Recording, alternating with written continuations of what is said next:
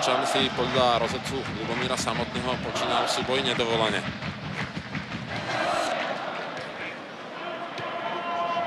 Ešte raz Michal Hanek. Zákrok. Možno tak na odľahčenie Karolu zrejme aj v Českej futbalovej lige dať málo futbalistov s bradou. Ani neviem, kto je, ale ako paralelu Dunajskej Stredy by som tam videl druholigový Most, ktorý minulý rok pôsobil v prvej lige, ktorý tam má tiež hráčov viacerých národností. A tiež majú problémy v komunikácii medzi sebou, niekedy im to škrípe, majú tam Brazílčanov. Nádherná akcia, nádherná. Serrano na Gauča a je 4-0. 55. minúta. Gaučo, ktorý prišiel na trávnik pred začiatkom druhého polčasu, sa môže radovať. Je to jeho druhý gól po príchode na tehelné pole. Ešte raz celá akcia. Kozák, Mesároš, Gaučo na Serrana, ktorý ho šikovne vysunul. Golman Michal Minár bol úplne bezmocný. Veľmi pekná akcia. Ale tu nám dokumentuje, že hráči Dunajskej Stredy dávajú veľmi veľa priestoru hráčom Slovana v strede pola. Ja si myslím, že už dlho stredopoliari Slovana si tak dobre nezakombinovali z chudí. V podstate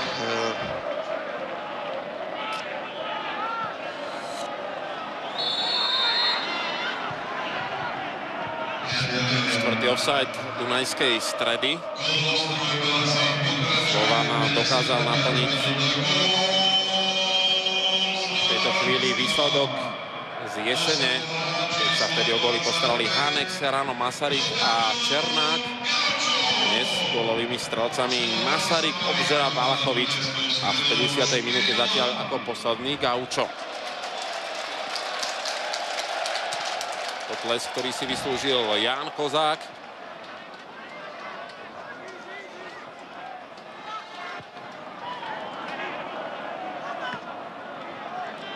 Lenca vrátil loptu do hĺbky pola, vyhral súboj s Kozákom. A teraz mu možno chýbali sily na hrote útoku. tak ja si myslím, že Dunajská Streda už čakajú, kedy dohrajú ten zápas, pretože ani kondične ich nevidím úplne optimálne.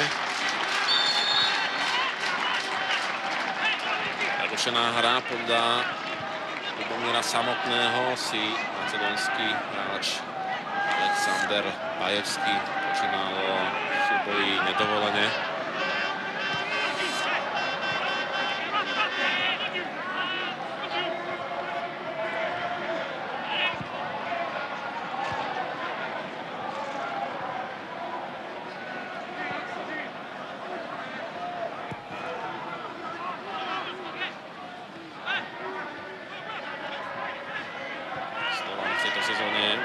Zaknihoval 4 výsledky, kedy skoroval minimálne 4-krát a pritom neinkasoval. Práve úvodný zápas v Dunajskej Strede, kde zvíťazil 4-0, následne 8. novembra víťazstvo 6-0 nad Zlatými Moravcami. A 4. apríla sa mu tu na tehelnom poli podarilo po hat-tricku Juraja Halenára zvíťaziť nad Banskou Bystricou 5-0.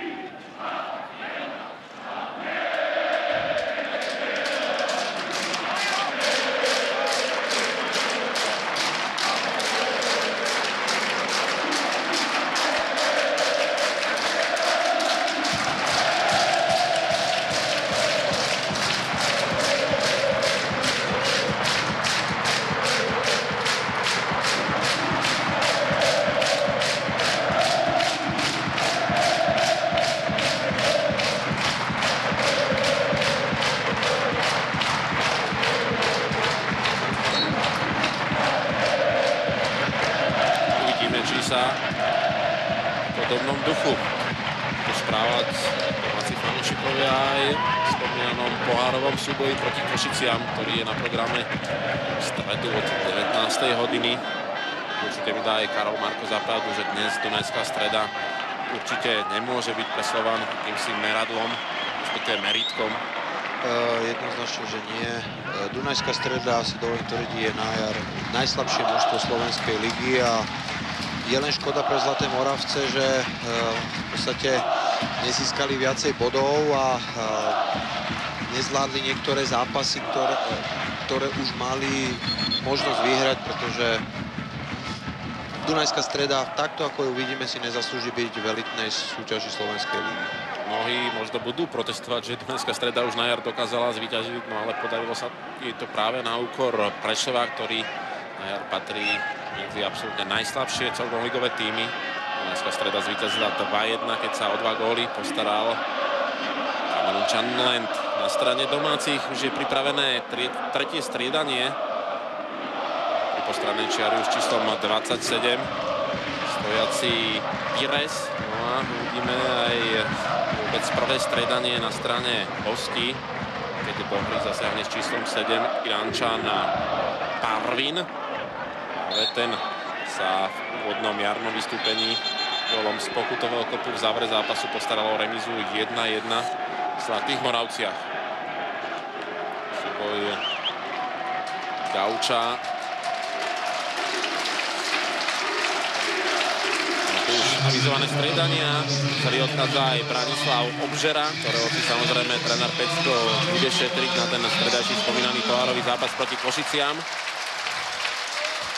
Diogo Pires už na trávniku, no a s číslom 17, prepáčte, číslom 15 opúšťa trávnik Afričan Opoku, ktorý vlastne nemecký pás, no a na jeho miesto prichádza Irančan Parvin.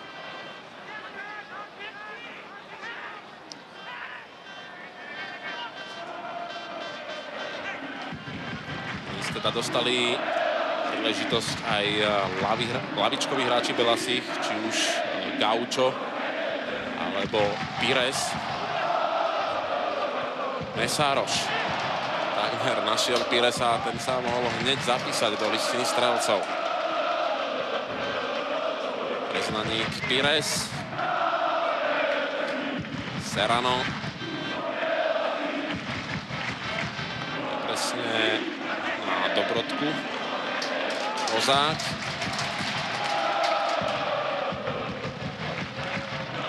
Samuel Slovák. Prešiel cez Detského aj za pomoci Ľuba Mesároša a jeho strelecký pokus končí v náručí pozične dobre postaveného Michala Minára. Nádherná kombinácia, veľmi pekná. Už predtým to prenesenie hry Serranom na opačnú stranu. S tým, že tam veľmi pekne chlapci vykombinovali. Veľmi dobre zasiahol brankár Minár. Za Klotoč určite mohli zaplatiť Detský s Kováčom. No, tak pri všetkej úcte títo hráči nesplňujú kritéria prvej ligy. Kozák Mesároš. Odbrojený bojom. Už v strede pola Abena. Rozbiehal sa mu Lent. Očakávať center Bajevského. Súboj 4 Dunajsko-Strečanov proti 5 domácim hráčom vyznelo v prospech domácich. Kde sa pokračuje. Parvin. Jeho prihrávku už blokoval Jozef Valachovič a následný pokus priam zúfalý. Bol som, myslím, že pred 2 týždňami na zápase Žilina Zlaté Moravce. Skutočne Zlaté Moravce tiež hrali úsilného supera, ako je Žilina. Žilina napokon zvíťazila v nastavenom čase gólom z pokutového kopu 2-1. A môžeme povedať, že kvalitatívne tie zápasy boli približne rovnaké. Čiže mužstvo ako Zlaté Moravce zo spodku tabulky proti ašpirantovi o titul. Tu nám máme aj Dunajskú Stredu proti ašpirantovi o titul. A skutočne Zlaté Moravce boli o triedu lepšie ako Dunajská Streda. Mali svoj pevný herný systém, veľmi kvalitne bránili, podnikali veľmi dobre protiútoky. Samozrejme, šťastie nestalo na ich strane.